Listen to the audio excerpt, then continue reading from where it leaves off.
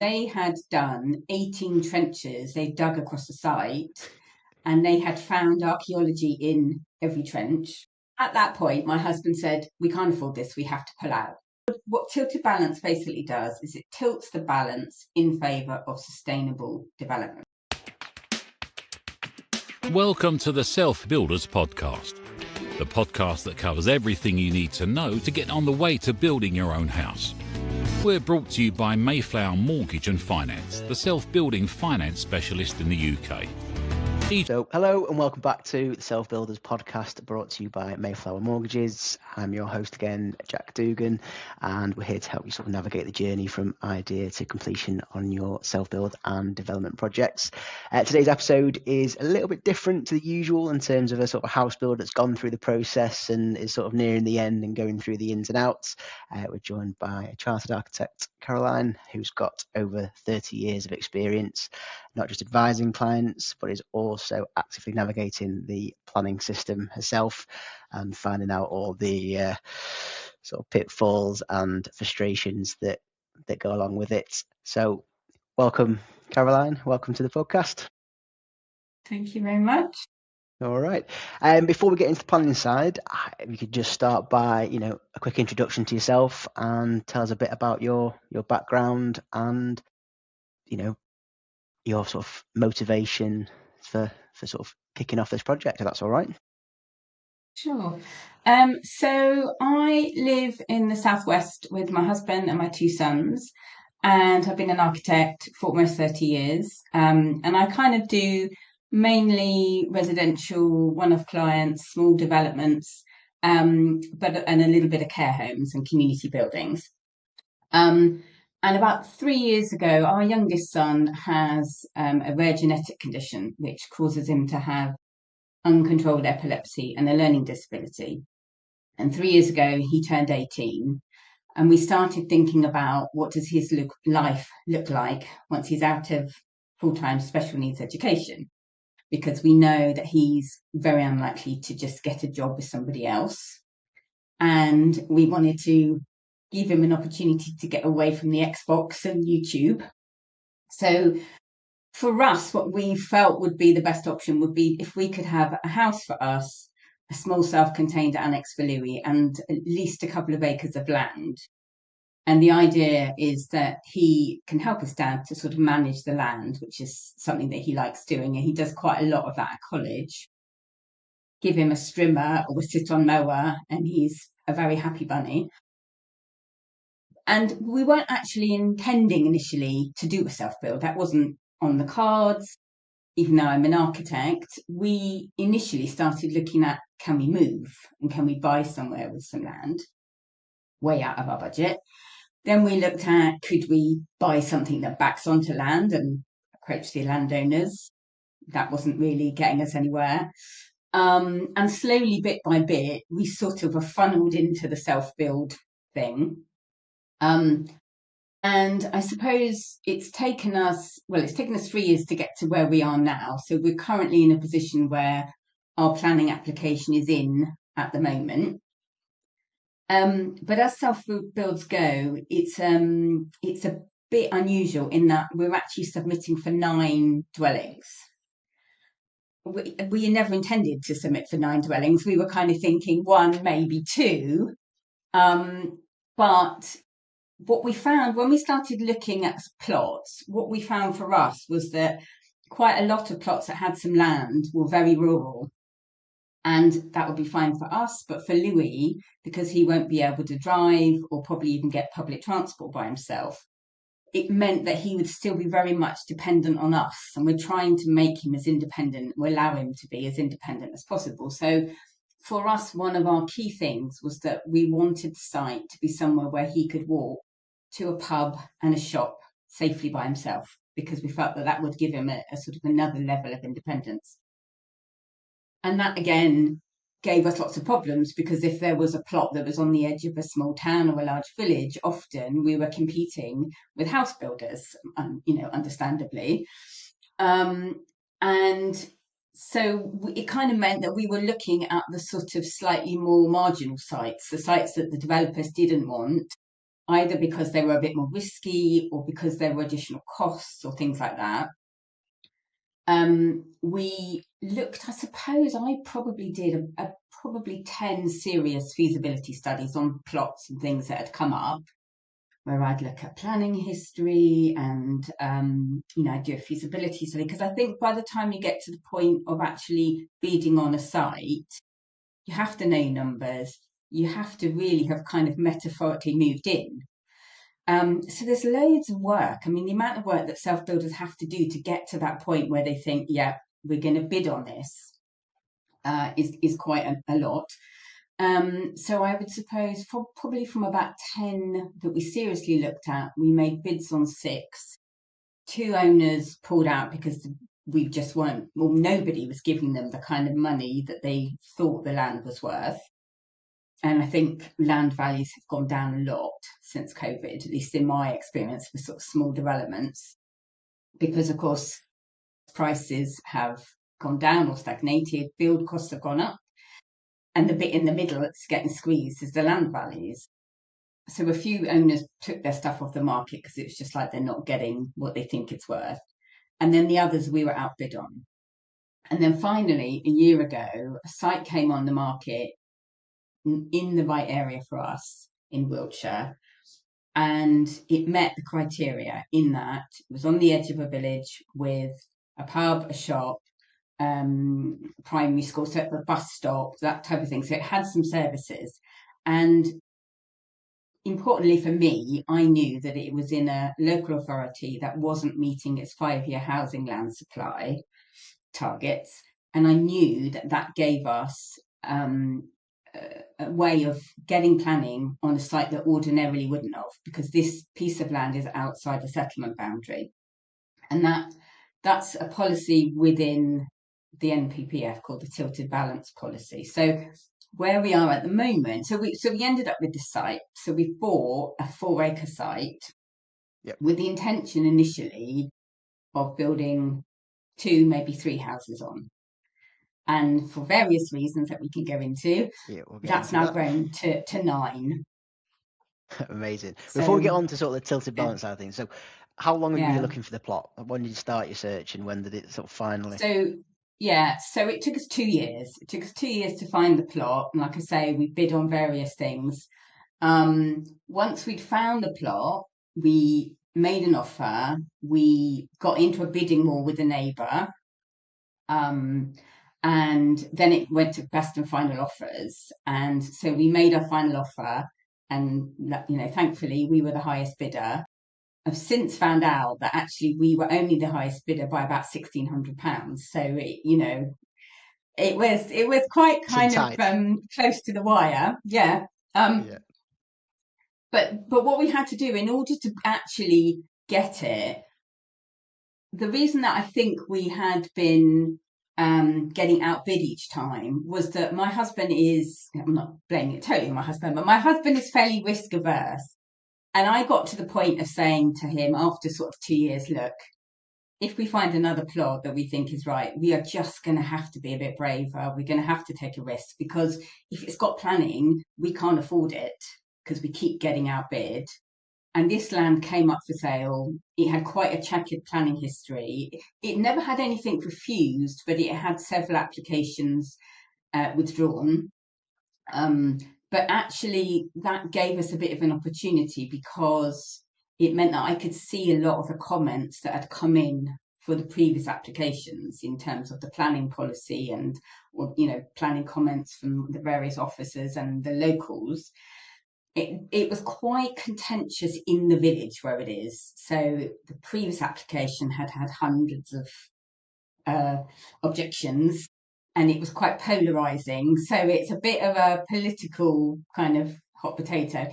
And I think probably most other people were frightened off. So I said to my husband, right, we need to be a bit braver and take a risk. So we have definitely taken a risk with this, because we've had to put, all our savings, cash in a pension, get a bridging loan, whatever, to do it. And we now have to get permission, because otherwise, well, it could be divorce. Because I told my husband that I was as sure as I could be that we should be able to get planning for something on this site. So I now need to deliver that confidence, really. Yeah, and get it and get it through. So it's not a typical easy win plot either in terms of the complexities with it. So obviously, it's had a few sort of applications in before. Can you talk through a couple of the bits on the plot which are a little bit sort of unusual or are a little bit of a challenge to Yeah. get planning? Where do you think the hurdles Okay. are? So there's a few things. So it's a 4 acre site, and part of it is in the floodplain. So that's fairly easy to deal with because it's like, okay, you have to just keep clear of the floodplain, clearly, and you have to have a flood risk assessment. So we've done that. Politically, I think that can still be quite difficult though, because locals keep looking at it and saying, well, it always floods. It floods every year. And it's like, yes, but the bit that we want to build on doesn't flood. But that's still in their mindset. So that's one thing. Yeah, However, probably the more problematic are we are not far from a chalk stream. So it's a nutrient neutrality area. So that means that we have to calculate the phosphate that would come out of all of the septic tanks because it's not on mains drainage either. And then we have to mitigate it. So the mitigation is either we have to pay for some phosphate credits, and then the council basically use that money to upgrade other people's septic tanks, taking, future phosphate out to sort of balance our phosphate.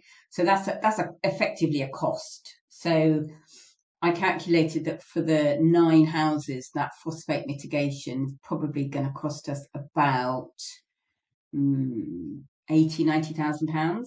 So that's just a big chunk of money that somehow we have yes, to fund. find. So Yep. there's the phosphates. We also, when we had our offer accepted, I did a very, very quick pre-app to try and kind of give us a bit of planning comfort. And one of the things, most of it that came back I was expecting, but there was one slight surprise, which the previous owners hadn't told us about, which was that they had already done some archaeological trenching. So they had done 18 trenches they dug across the site, and they had found archaeology in every trench. Bit of a mission, that one from. It, yeah, including 2 full skeletons, thankfully quite old. But what it told us was that the comment that came back from the county archaeologist is that we would need to do what is called a scrape, clean and record dig. So not just having an archaeologist on site when you dig the foundations, which is the only other type of survey I've had in the past. But this one, the archaeologist has to go in and basically scrape through everything for the whole of the Underneath, red line trowel and site. brush. Yeah. So, and you have to pay for it. And I got a quote from the archaeologist that had done the trenching. And again, that came back as the budget of almost £100,000. So again, I Crazy. was like, wow, okay. At that point, my husband said, we can't afford this. We have to pull out. And so I said, hold on a minute. If we think we can get planning for 3 or 4 houses, because we'd already added one in for the phosphates, we can get permission for 5 or 6 houses. We've got plenty of land. We knew we wanted to keep at least 2 acres, so we still had. So that, and also there's an overage clause on this site as well, which is the other. So we've got phosphates, we've got archaeology, we've got the normal kind of, ecology. We've got potential newts because somebody's got a couple of ponds. So there's a lot of stuff, which again I think is a reason that a lot of probably developers have not looked at it. So we kind of got to the point where it was going to be 6 or 7 houses, just to base, not to make us lots of money, but just to try and get a level playing field so that we could actually afford to build what we want to build. And in the end, I said to my husband, look, let's just go for the maximum that we can do as a minor application, which is up to 9, because anything above 9, it's then a major application and you've got to put in affordable housing. And also we would be losing too much land. It sort of gets to the point where it's not going to work for us.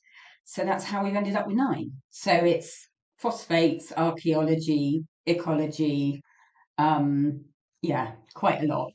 An overage. Yeah. Apart from that, they're straightforward. But I think that's Yeah. also the takeaway for everybody else who is just doing a single one is that, look, just Yes. because it's not straightforward, it does Yes. provide those self-build opportunities where developers Opportunity. would have snapped it Absolutely. up or would have already gone through. Yeah. You have Yeah. gone off the deep end a little bit in terms of the Yes. archaeological significant Yes. site, but yeah, the Yeah. takeaway really is don't be put off that it's not straightforward, because that's where the opportunities are. Right, bring it back to Yeah. the important part in terms of the planning and the tilted balance, which was Yes. you Yes. mentioned before. So Crucial. getting Yeah. into the key concept, I'll let you explain it. So Okay. what is tilted balance? Okay, so tilted balance is a policy that's within the NPPF, which is the National Planning Policy Framework, and it's like it's the framework document of kind of the national planning.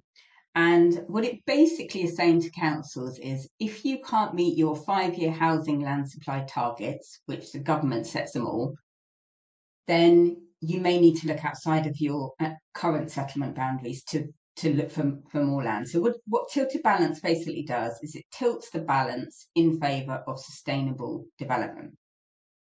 That doesn't mean that you can build just anything you like wherever. But what it does mean is it means that in a sustainable location, and sustainable in planning terms is somewhere where you aren't completely reliant on a car.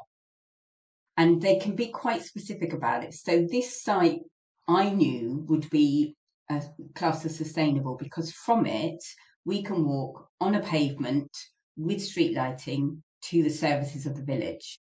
So we can argue that we aren't always reliant on a car.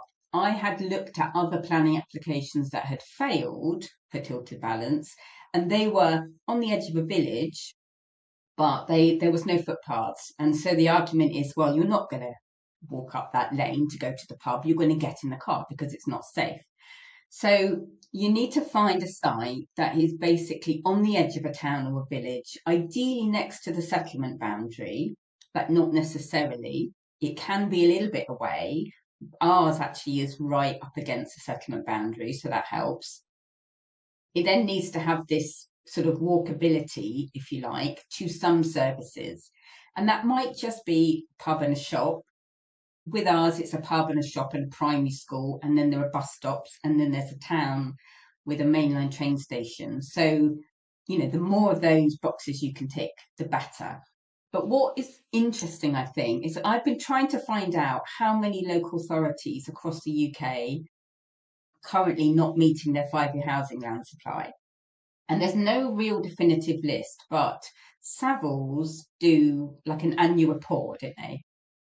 And in the most recent one, they estimated that 61% of UK local authorities are not meeting their 5-year housing land supply.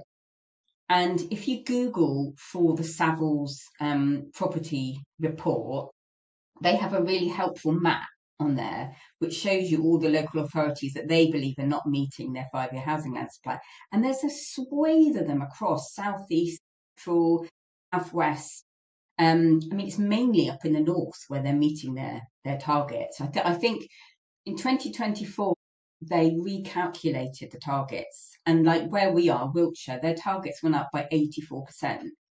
So they've suddenly got a huge amount to find. Now, the risk for us is if they suddenly find them and they close that gap, we could have a problem. But typically, when they're having to redo these local plans, it's not something that happens quickly because Wiltshire haven't been able to meet it since the end of 2024.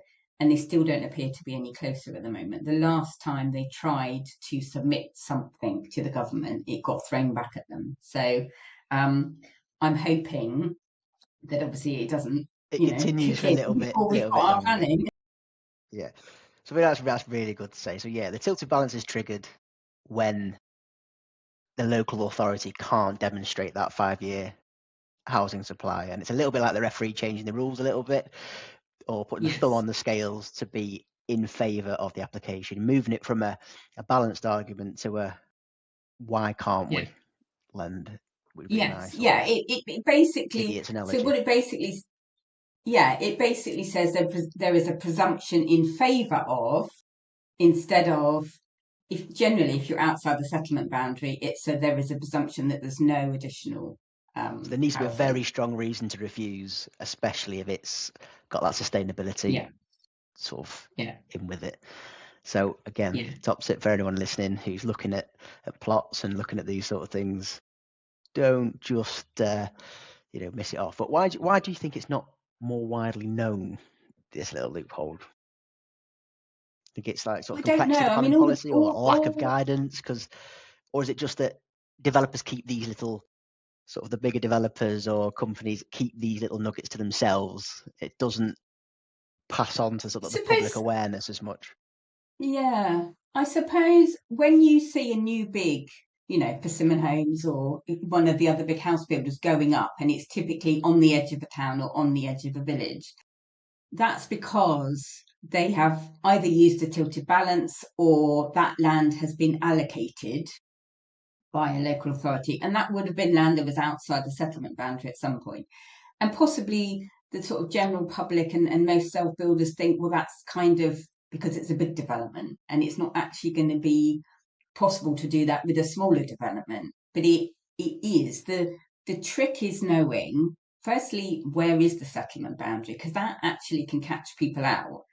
So, for instance, in the village where we are at the moment in Dorset, if you have a look at the settlement boundary on the local plan, you can end up with parts of a village that are inside the settlement boundary and parts that aren't.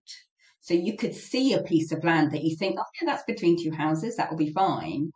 But actually, it could still be outside the settlement boundary. So you need to be a little bit careful. And also, equally, you could have a house with a nice big garden in a village and think, oh yeah, I can build in the garden. But if you're not in the inner settlement boundary, again, you're inside countryside, and there is this presumption unless the tilted balance is triggered. And obviously, the first thing that people can do is every local authority has to put out figures for where they are with their 5-year housing land supply. So if you Google your local authority and 5-year housing land supply, there's normally a report that they have to publish, and it will tell you how many years. And if it's less than 5 years, you know that the tilted balance policy could be triggered. There's a few reasons that they can throw it out. And that's if they can show that you are damaging historic assets. So if you were, next to a listed building and it was seen to be negatively impacting, they could do that. If you are damaging ecology, so again, if you've got protected species, so sometimes it means that you need to do a bit more research to find out, have you got dormice in your site or newts or things like that. So it doesn't mean that you can't do it, but it means that you need to prove that you could do it without damaging those. And if you don't prove that, they will throw it out and they'll say, it doesn't, because they don't like it being used because it's kind of taking away their power. Yeah. And they like their power. They like their their ability Oh, they to. yeah, they But do. that's when it's Yeah. needed. Mm. Let's talk about go back to your scheme a little bit in terms of, it's a bit interesting from a funding and delivery perspective, I suppose, is that Yes. you're thinking like a developer to meet a self-build goal, I suppose, the way to put Yes. it. So Yeah. your Yeah. application is in for 9 dwellings. Is that right? And how many plots are you retaining for sort of multi-generational personal use as Yeah. such? Okay, so the way we've designed it, we've got 3 self-built plots, and the plan is that that will be one self-built plot is for my husband and I with a self-contained annex for our youngest son. We then are hoping to give our eldest son a bit of a step up onto the property ladder. So what we've said is that we will give him one of the plots, and I've designed a very simple one bed, single story house for him. I've kind of said it's a glorified shed. And we are going to give him the money to kind of build the shell, but he's going to have to put in the labour to do it. And then he's got to work out how he can fund the fitting out. So we're sort of giving him a bit of a leg up, but we can't afford to pay for a second house. So that would be two of the three. And then we designed a third one in case one or other of the grandparents wanted to take a plot. We're still sort of negotiating. So it might be a grandparent, which would be lovely if it was, or that might just be another self-builder that we would sell that plot to. Or if we can afford not to build it, then we might just keep it as land for a bit and sort of see what happens. Part of the issue we have, and again, other bits of land will have the same thing, is that we have an overage clause on it, which is where we have to pay the previous owners, if we get permission, a percentage of the uplift in the value. But we don't actually know what that's going to be until that valuation is done. So that's a bit of a unknown quantity for us. So if that is lower than we're hoping, we might not have to build that third one. So we'll see. And then it all kind of rests on us being able to sell these 6 other plots, which I'm calling developer plots, because without those, we can't afford to build the rest of it. So I have to hope that I can sell those 6 on, ideally to one developer. I don't really want to get involved in selling 6 individual plots. Yeah, no, ideally it's all off to somebody else to build the rest, and then that funds the part of your project. So yeah, a complex sort of funding model across the site. So yeah, and it's not really something that I would have chosen to do particularly, but I think having spent 2 years trying to get to this point, you kind of go, okay, maybe if we're ever going to do this, we have to, go big or go home, really. And then from the planning process itself, how have you found, I know you've sort of gone through it touched on it a little bit, but have you got any advice for people that are going through planning and looking to maybe not this size of development, but not this similarly. size. Okay, so so what I would say is, so one of the things I did last week was it went to the parish council. So most planning applications will get discussed by the local parish council or the town council, and there's a debate about whether you as the applicant should go.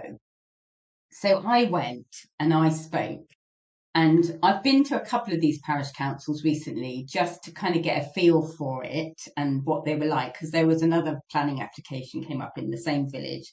So I went along to see, and I went to this one and I said to them, look, can I just say because you get 3 minutes basically to tell them what you're doing.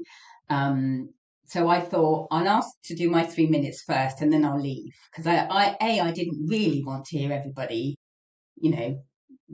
kind of saying how terrible we were.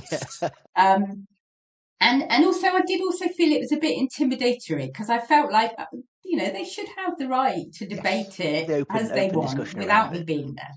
Yeah, absolutely. So that was quite interesting. So I said my 3 minutes, and what I wanted to do was I wanted to say the things that I knew that they would be saying.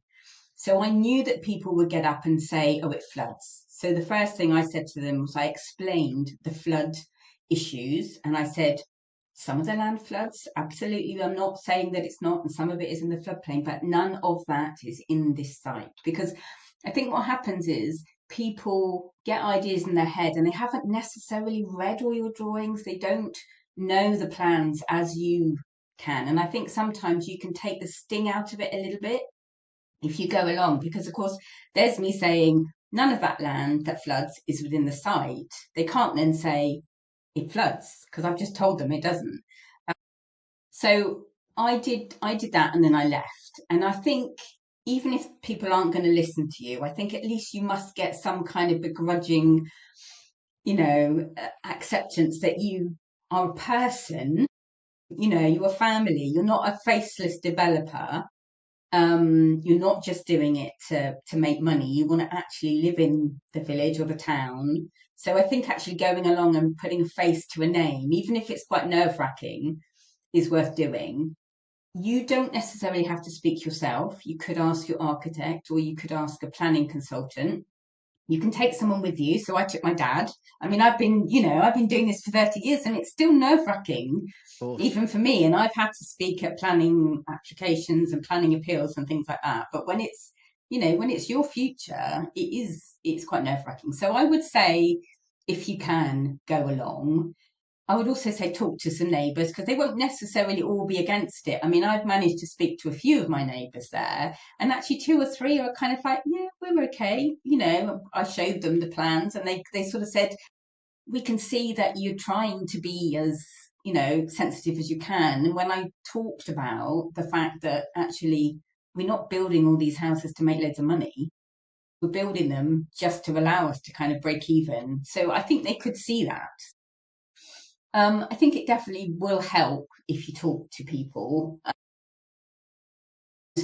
I suppose the other thing is just to try and remember that it's not personal. So our application went in at the beginning of April. So we had the parish council meeting last week, and I think so far we've had about 5 objections.